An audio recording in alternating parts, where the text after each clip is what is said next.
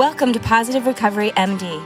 If you're listening, chances are you want to create happiness around you and thrive in your life. We're glad you're here and you've come to the right place. This podcast will inspire and motivate you to not merely survive your recovery journey, we'll give you the tools to build or strengthen your foundation to thrive and flourish in your life.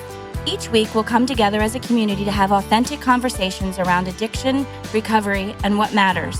Growth and progress, not perfection. All while developing positive habits for you to utilize in your life.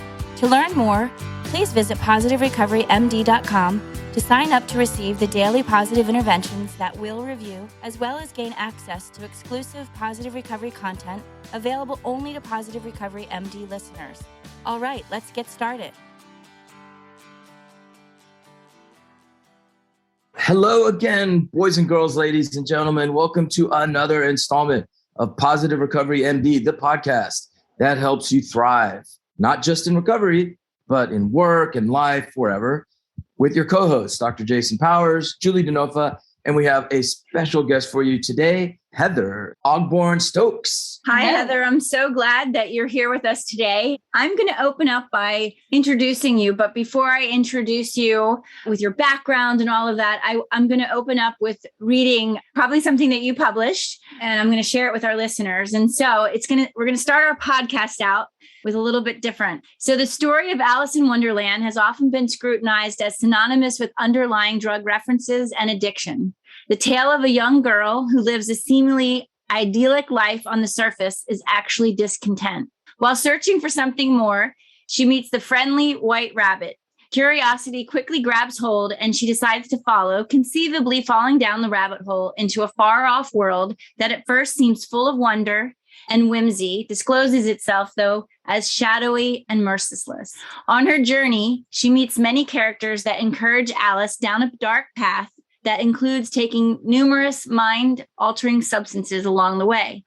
That's why we chose to use Alice in Wonderland, a fairy tale of addiction, as the theme for our facility, which Heather's facility is Serenity Light Recovery. This depiction of substance use is not unusual to the activities seen in addiction. Everyone's story is different, and the depth at which one falls down the proverbial rabbit hole is varied. But we all share a commonality. Most of us all see a darkness in which we can't escape on our own.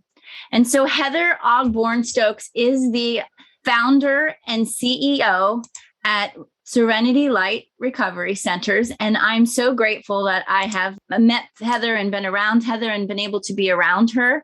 She's a highly passionate and driven individual who strives to make a difference in the world. I'll also share with you that she has a little baby who is so adorably sweet. Beautiful. I love her Facebook post, just brings so much joy to me. Oftentimes it's the smile that starts my day through her post. And her daughter's name is Alice. So through Heather's life journey and overcoming the depths of addiction, she has a personal understanding of the disease. She's trained as a recovery coach. She's also a member of the National Society of Leadership and Success, as well as a certified CPI instructor, CPI being crisis prevention and intervention. She's really been a dedicated force in the recovery community since 2011. And her dedication is in that she wants to save as many lives as she possibly can. She's going to tell us a little bit about her story to encourage others and give them hope. So for our listeners, stay put, because this story will be one that you want to hear. Thanks, Heather. Thank you, Julie. Thank you, Dr. Powers. It's just an honor, and I'm humbled to be a part of this. I was really excited to be invited. You should. We are phenomenal. This is the best podcast. So it is. Humbled you should be. It is. So, when I was asked, I was like, yes, please. It's going to be so much fun, and just very blessed to be able to share this moment with y'all and with your listeners. So after you share with us sort of what happened, what it was like, and then what it's like now, I want to unpack the Alice in Wonderland flipping on its head, because that I'm very curious about. So start off, were you born at a young age? Like tell us about yourself. Yes. Actually premature too. So very young. You were negative. I always say, I was born with this stuff running through my veins. My mother suffered from anxiety, depression, but addiction as well. And I was born early and a whopping 3 pounds.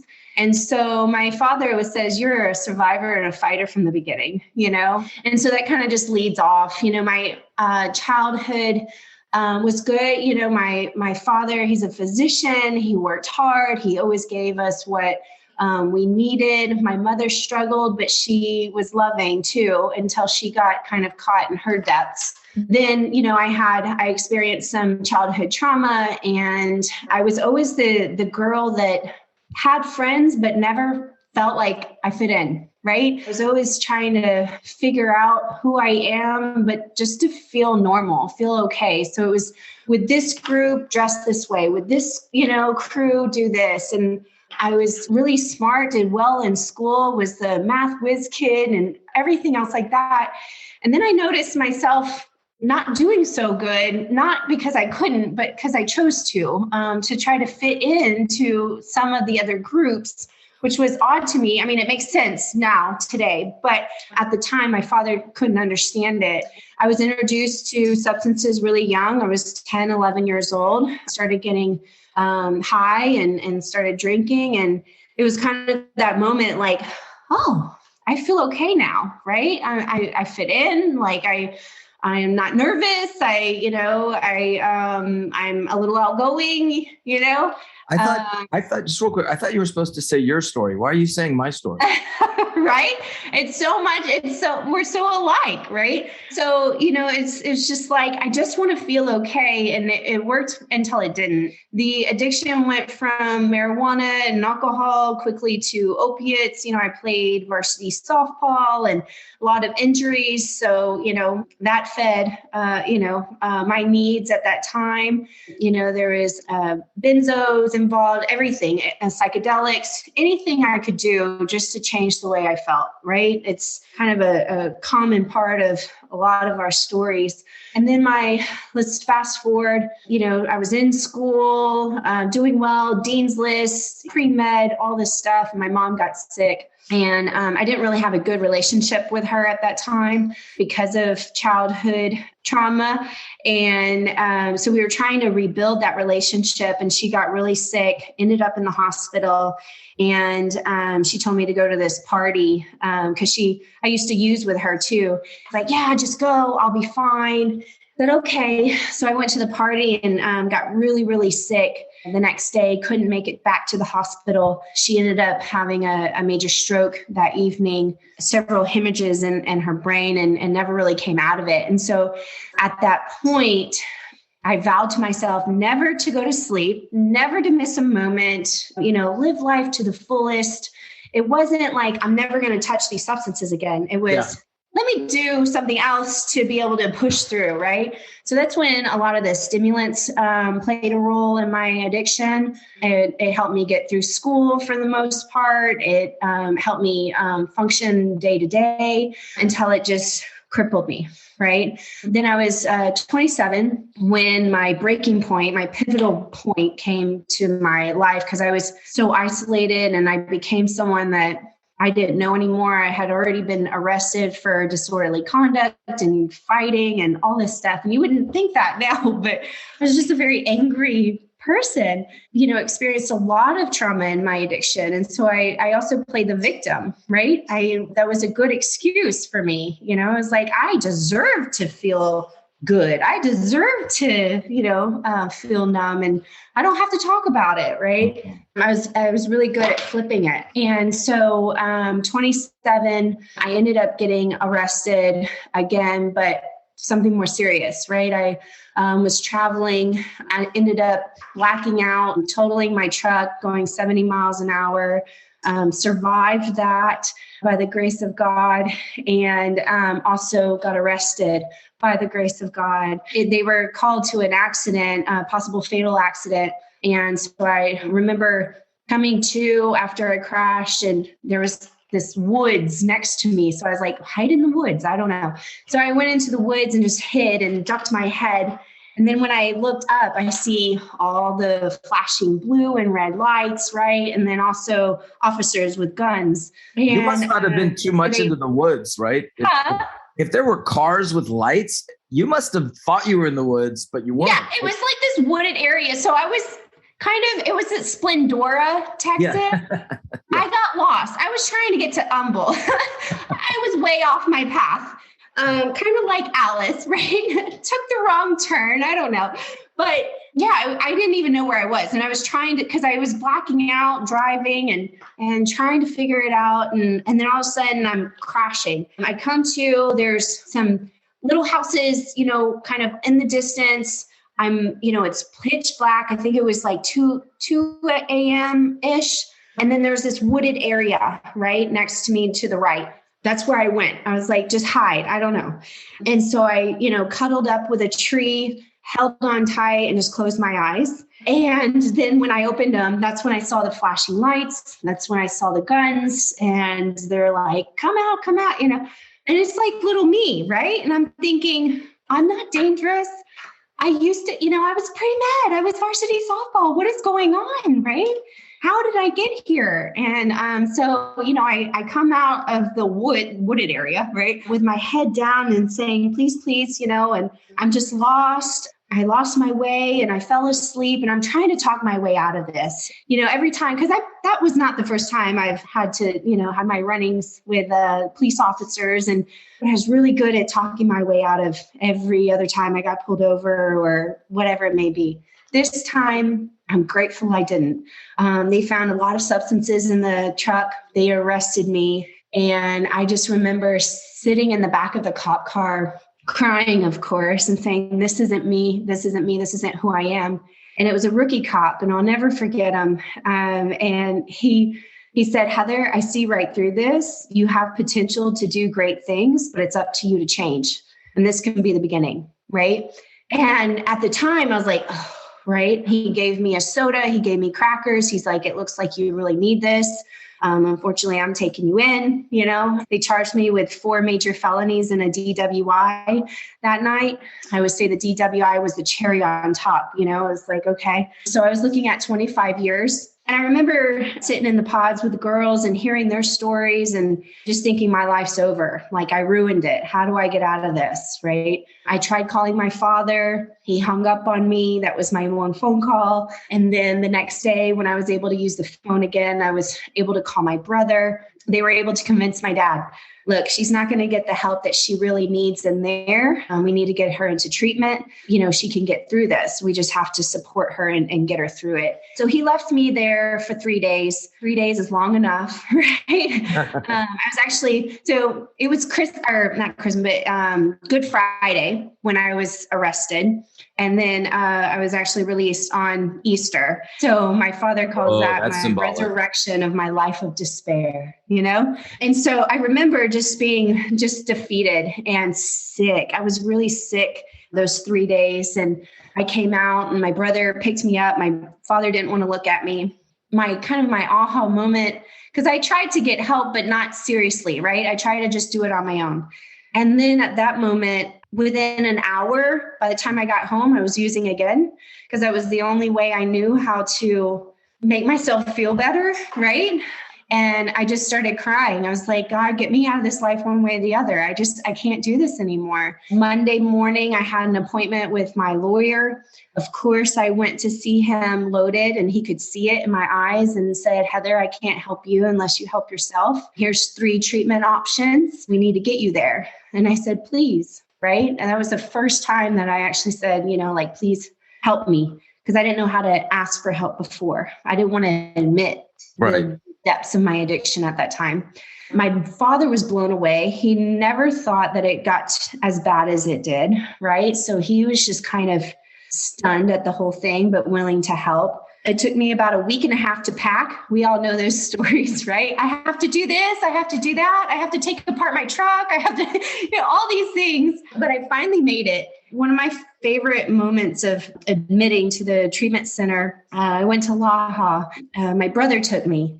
And when we were little, through our childhood trauma episodes, right, he used to sing to me at night and sang Amazing Grace every night to help me go to sleep. And so when I checked in, the nurses had brought a cross that he had bought to leave with me. And it said, Amazing Grace, how sweet, the sound. So I held on to that cross, and that was the first moment that I had hope that things were going to change. I had to do a lot of work, but, it filled me with hope. From then on, I listened to every word that they had to say. At one point, I think one therapist said, "You're going to relapse," and I was like, what?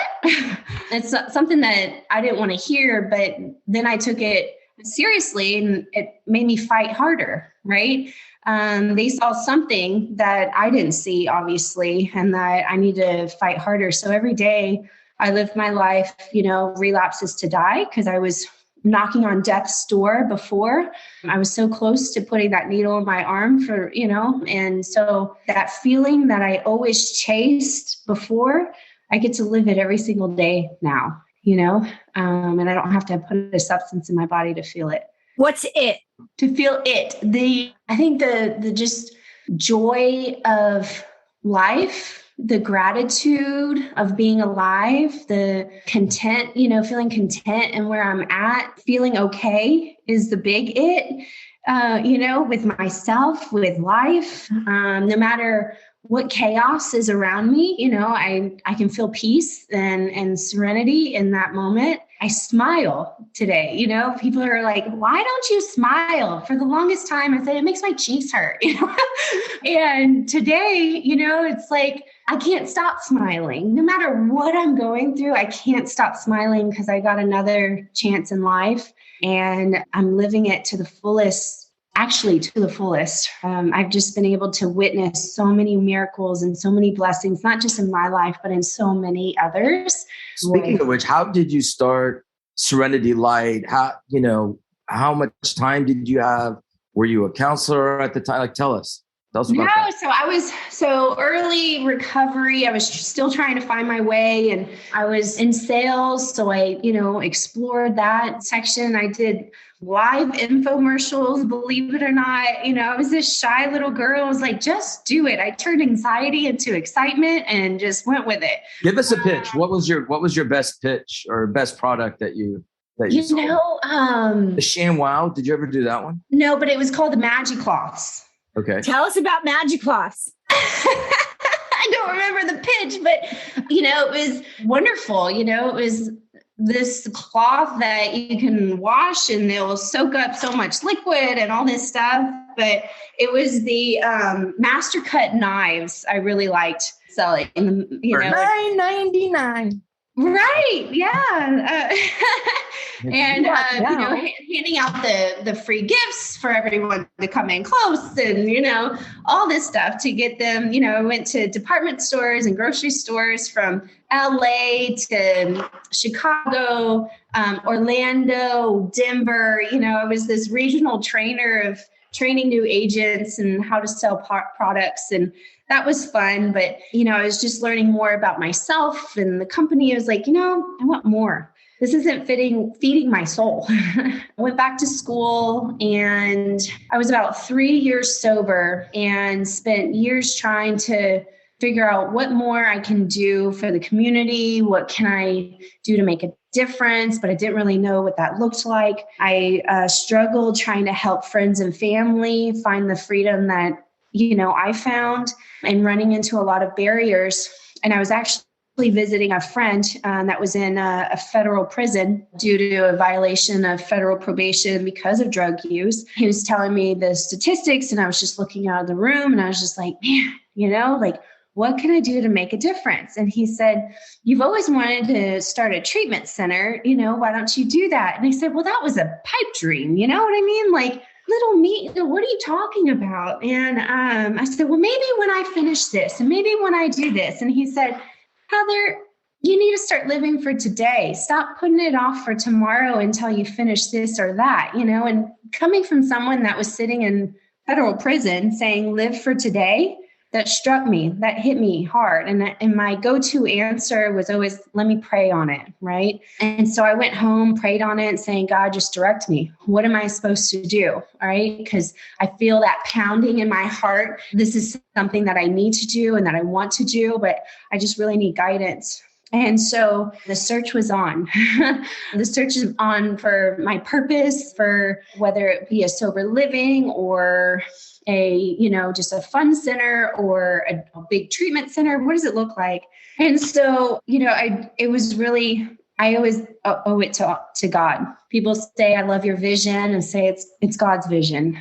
He just trusted me to carry it out. Of course, I had my little notebook, and I interviewed a lot of friends and people in the industry and, people in recovery, what worked for you, what didn't work for you, the people in the industry, like what kind of workplace would you thrive in that, the clients can thrive in. I just wanted to create this ultimate safe, peaceful environment for healing, right? I didn't want it just to be just another treatment center just gathering place. I wanted a place of healing. And so I had my list, like the needs, the wants, right? And then the dream list. Like, wouldn't it be cool if I could find this, right? If I can make this happen. And I can talk for days about this story. So I'm going to try to sum it up a little bit. But it's kind of like a Goldilocks story. It's the third property that I saw. The first one just wasn't quite right. The second one was a little bit too small. I couldn't do enough. And by the grace of God, there was a train that went right when I was looking at the property and say, oh, that's not peaceful at all. Right. And so it was little signs like that. I was like, keep moving. And then my realtor friend, she's just amazing. And I was really good friends with her son, and he lost his life to a drug driving accident. So we stayed close, and it really meant a lot for her to be part of this journey to find a perfect place for us to start Serenity. So she texted me at 11:11 at night and said, Heather, I think this is it. I think we found it. And I just remember saying, it's a 10-bedroom bed and breakfast. It's in the country. It's this and that on 10 acres. And it just really sounded too good to be true. I said, where did this come from? It was on the market for one day. And so we had scheduled a showing on Monday. This was on a Thursday. And when I showed my father, he's like, this can't wait, Heather.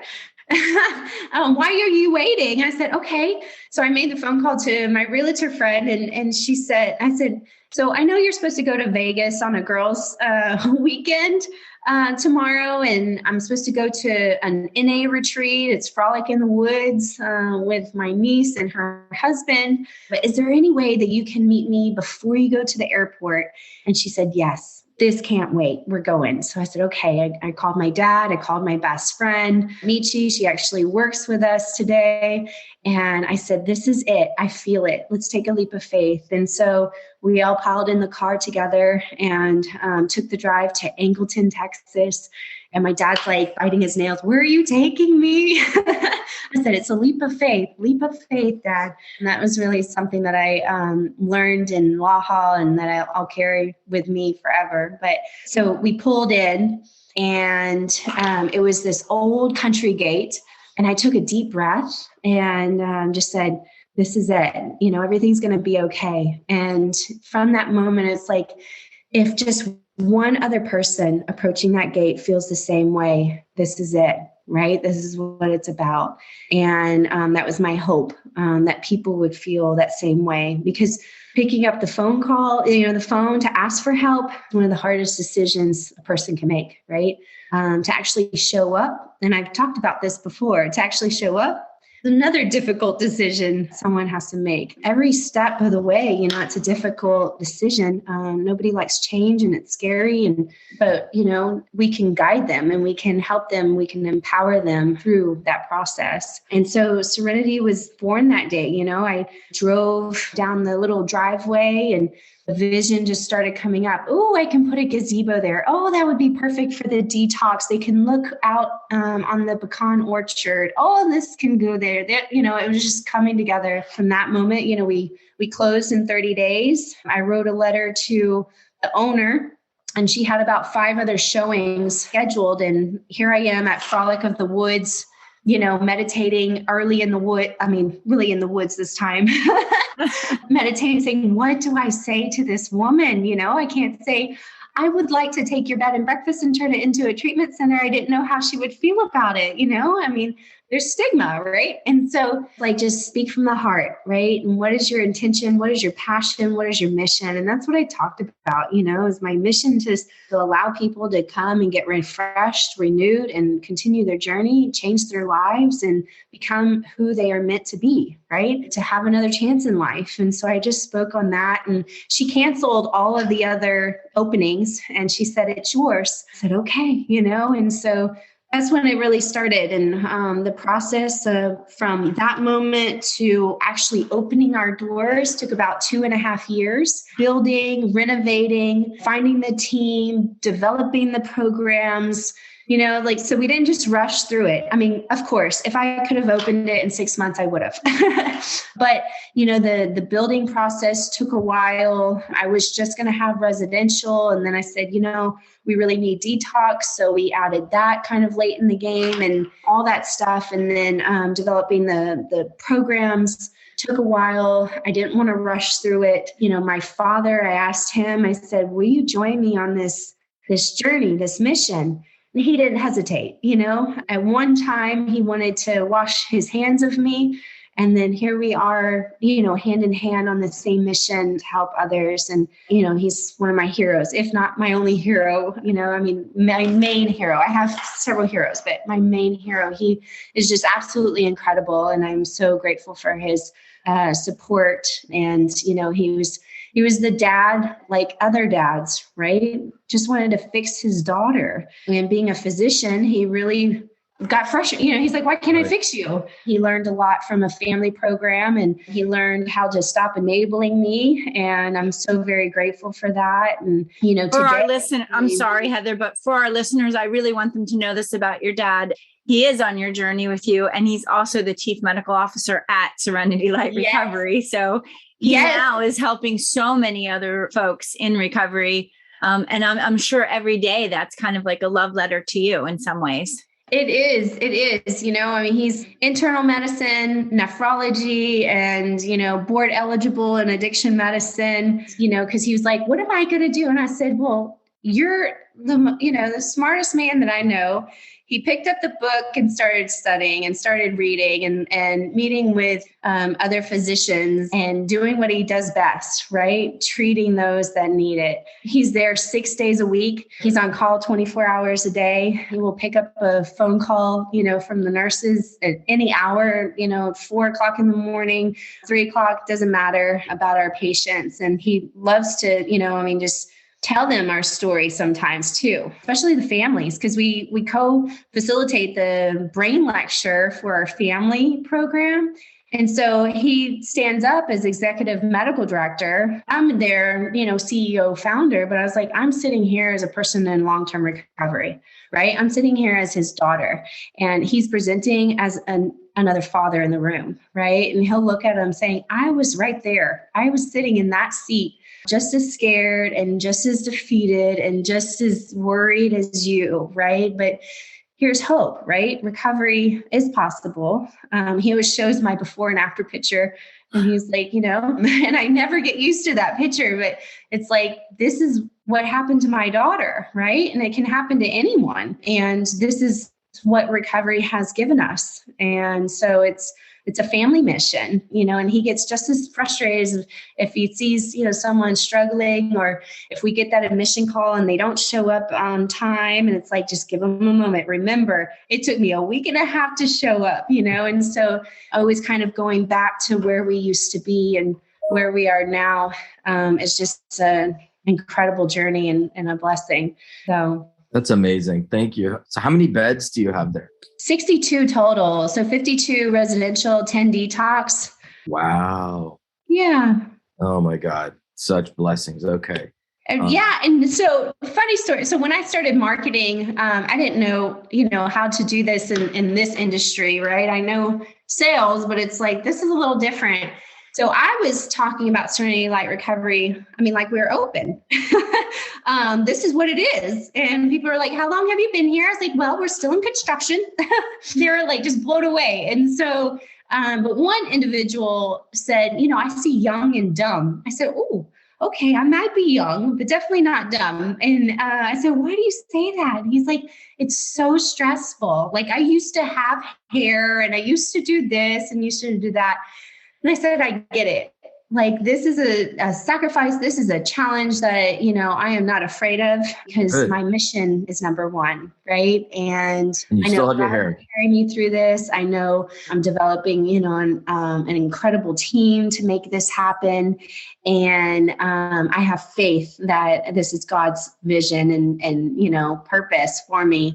I didn't let that comment get me down, and I kind of like, gave me that drive to push harder. Just seeing where we're at today, I can't thank my team enough. Yesterday we had this town hall meeting, and I'm one to get emotional, right? And here I'm like, I'm trying to talk, and I was like, here it comes, and I just started crying to them, saying thank you, right? I can't thank you enough for all the sacrifice and all the hard work that you put in day in and day out for our clients, and you share the same passion and the heart to do what you do, and they just blow me away.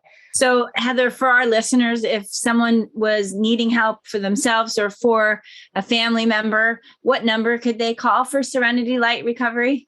281-431-6700. Fantastic. Thank you. Yeah. Okay. So Heather, what is your favorite sound? My favorite sound? My daughter's giggle, by far. It's the greatest sound ever. It is. I haven't heard it yet, but yeah. I'll send you a recording. Okay. And when you do that, send me your before and after picture. I will. I just sent it to my brother actually this morning. So it's fresh in the inner space. Yes. In the interweb. Okay. What's your least favorite sound? Least favorite sound? I don't know. It's kind of a toss-up between my husband snoring or someone, just crying in pain. I never like that sound. What is your favorite word? My favorite word, passion. Least favorite word? Hate. What turns you on? What turns me on? I think the passion to see the light in people's eyes, right? When they get excited about life, like it pumps me up even more. Oh yeah, clearly. I love it. What turns you off? Negativity. Okay. Negativity is hard, but it also, it'll turn me off, but also it kind of pushes me in too. It's like, yep. I want them to see the positive side of things, so I try to share that, but a lot, if it's just real negative, then it kind of pushes me, a little bit back a little bit so I can regroup to come forward with positivity. You've always been a fighter, even when you were 3 pounds and negative age. So in an alternate universe, what vocation would you like to have a stab at? I've always wanted to be a physician. Oh, young and dumb, girl. Young and dumb, no, girl.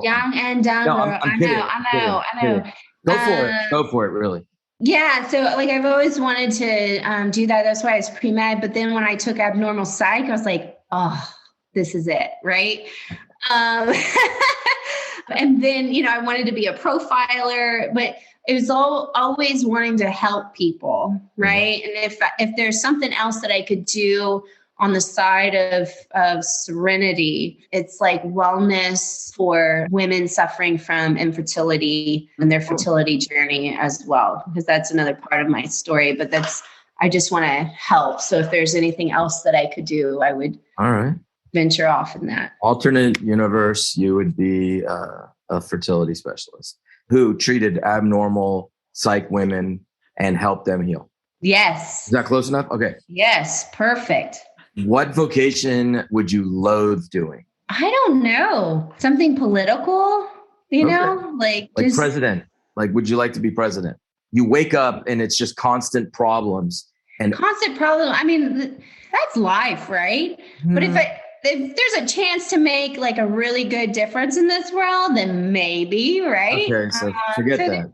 Nothing that I would hate, but I don't know, in the world today, right? I mean, I feel bad for, anybody political and what they have to deal with, and so that's just an added headache. Either that or a judge, I don't know. I know some really good judges, and bless them, for what they do day in and day out. But for me to have to give a verdict like that, Oh yeah. I don't know if that would sit well with me, Yep. Okay. So when you die a long, long time from now, what would you like to hear come out of God's mouth while you're at the pearly gates? I love you. Welcome. Well, I imagine that you'll hear those words, I love you, often throughout your life, because there's so many people that you've helped and you're so easy to love. So thank you for all you do for the recovery community. And, you're full of love. Even right now, it's radiating from you. And that could be just your heart. But I think it's also that you have a second baby on the way. I do. My second miracle baby, baby boy. I'm 20 weeks today. So, halfway there. What's a great name? Tristan. Or Jason. Just saying. Or Jason. I know, but it's close. It is very close. Tristan, Jason, it's really close. Yeah, but just having life being created within is just a surreal feeling, and having my baby girl, Alice, turning into such an amazing, incredible little girl. And she's excited to be a big sister. And just to kind of go back to the Alice story and why I named her Alice is because, Alice in the book, she overcame a lot of obstacles, right? She was always brave and curious, and nothing really knocked her down, right? And she was full of wonder. And, with me and my addiction, I went down the rabbit hole, but I went down the wrong one. Through that journey, I was able to find not my way out, but I needed someone to reach down and help me out. But I always wanted a little girl that I can show that we are resilient, we are strong, we can get through anything, that we're worthy of that, and no matter what comes our way, we can stand strong and get through it. And so I finally got my Alice, my happy story. I love that. And I definitely think you need to do the little warrior theme for your nursery, right? I am. That little story. Warrior into the wild. That's what I decided. Fantastic. For our listeners, she had a Facebook post that we were voting on, and I voted on Little Warrior. Yes, because he is a little warrior. So we're going to move into the next segment of our podcast, and that is from the Positive Recovery Daily Guide. And this is our positive intervention. So this is a quote by Ralph Waldo Emerson. "You cannot do a kindness too soon, for you never know how soon it will be too late. Kindness is a skill anyone can enrich, and it has an interesting implication.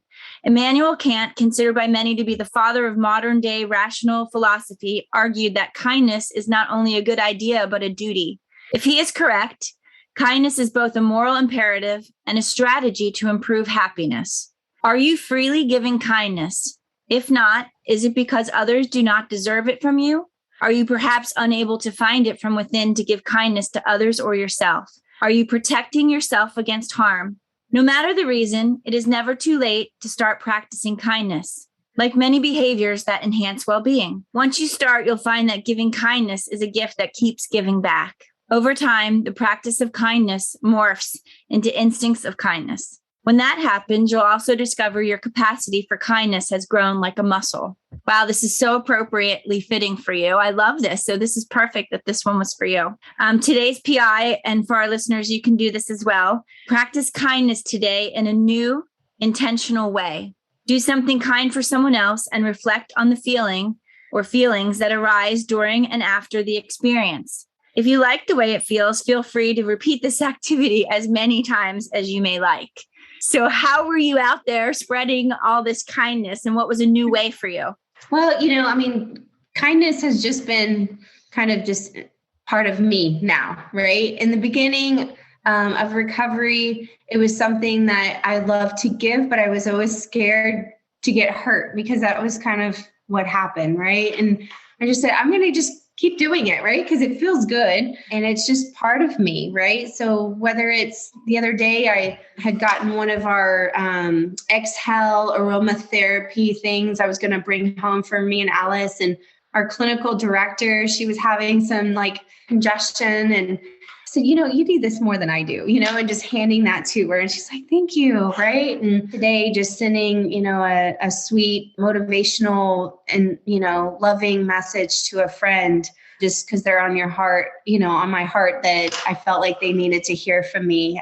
And, they responded, I appreciate that more than thank you so much. I needed that. So it's just, it can be the littlest thing to show kindness. Someday, the world of masks can make it a little bit difficult to share smiles. But, when you can, a smile can change a lot of things, Sweet words, affirmations are always that's part of my daily thing, around the campus, do what I can to help out and go talk to clients when I feel it in my heart that they need to hear something, or, they're having a hard time and they'll come get me. They're having a hard time. It's like, I'll be right there, So it's just an everyday thing for me. Thank you. I know for folks like yourself who are kind almost all the time and incredibly thoughtful, it's probably hard to even notice when you're kind of showing up that way, because that's just who you are. And it's kind of interesting that even the smallest things have the biggest impact on other people, and you may not even recognize it. It's just kind of part of your DNA. So thank you for your kindness to everyone. And Dr. Powers, you're incredibly kind too. Although I don't get to work with my dad as the physician, I do get to work with one of my best friends, and he often shows up in a way that's very kind to me and loving and to our clients. So I like that about you. Since you probably did 112 and probably wrote a beautiful letter to a friend, you probably didn't have a chance to really look at this PI, but when you wrote this book and you wrote that PI, can you share a little bit about that with us? Right. Yeah. It's, doing something kind intentionally in a different way had an effect on people that were actually doing it. And it's especially difficult for people like you who are kind naturally, because you have to go out of your way to do it in a different way. You're already dropping whatever you're doing for clients or other people that need you, who aren't doing so well. So that counts in the universe, but not specifically say for this intervention. So it really takes a lot of intention and a lot of creativity, right? And people just, be kind. And they just sort of don't get beneath the surface. But when you actually have to think about going out of your way and doing something in a new way, and then you journal about it, it's quite an experience. Having done it before, it's always rewarding. Seriously, kindness, it's evidence-based that it rewards the giver of kindness more than the receiver. So it's a gift that is impossible to give away. I love that. So I'm going to make it a goal to find new ways to show kindness and to make it a point to go out of my way and do extraordinary things to show kindness to others. So let me challenge you just to make it more of an attainable thing. Just like tomorrow, find one new way, just every day for 1 week, one new way. Okay. Awesome. So I'm going to give you a call or check you out on Facebook and ask you how that's going. Yes, please do. Please do. So thank you so much for being on Positive Recovery MD podcast. Dr. Powers will take us out. Thank you so much, everybody. I know you've enjoyed listening to another hero in the community, and Heather Ogburn, right? Stokes? Ogburn Stokes. Yes. Okay. I got them confused. So let's say Heather. Wow. Thank you for joining us. And for everybody out there, remember, this is not a dress rehearsal. So please take care of yourselves and one another. Until next time. Thank you for listening to this episode of Positive Recovery MD. Don't forget to visit positiverecoverymd.com to sign up to get your daily positive intervention sent straight to your inbox.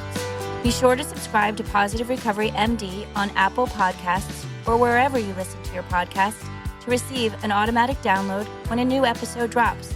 And as always, if you or someone you know needs help, visit positiverecovery.com or call 877-4-SOBRIETY, which is 877-476-2743. We are here to help.